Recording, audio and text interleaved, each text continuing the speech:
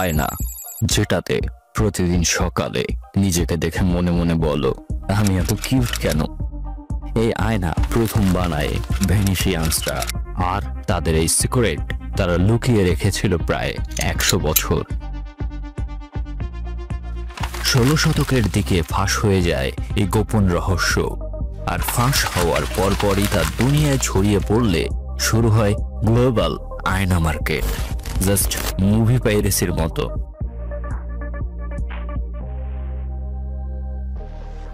বর্তমানে এই আয়নার বাজার বছরে $100 কোটি রেভিনিউ তোলে, ভাবা যায় ব্রো। তো প্রশ্ন কি জেগেছে কখনো মনে, আয়না কিভাবে বানায়? প্রথমে নেওয়া হয় একদম ক্লিয়ার গ্লাস, যেটা বানানো হয় বালি বা সিলিকা দিয়ে। তৈরি হওয়া শুদ্ধ গ্লাস আর সিরিয়াম অক্সাইড স্প্রে দিয়ে লেপে দেয়া হয়, যেন তেল আর ধুলা কিছুই না লাগে। এরপরই শুরু হয় ম্যাজিক।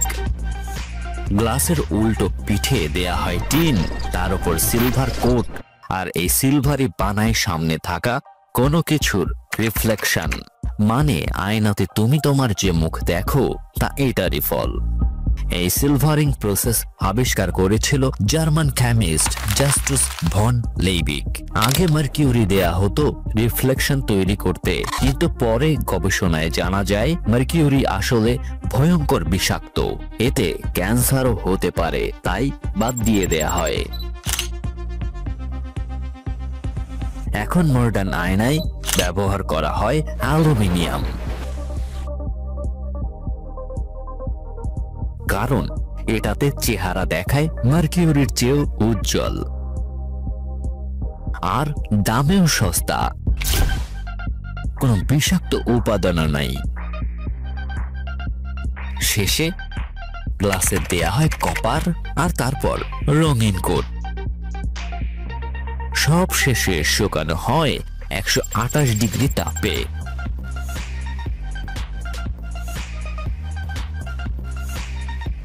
এইভাবেই তৈরি হয় সেই আয়না, যেটায় তুমি রোজ নিজের ফিল্টারলেস চেহারাটা দেখে ভাব নিয়ে রাস্তায় নামো।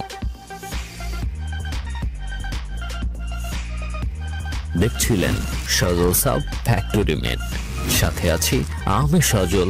দেখা হবে পরের ভিডিওতে।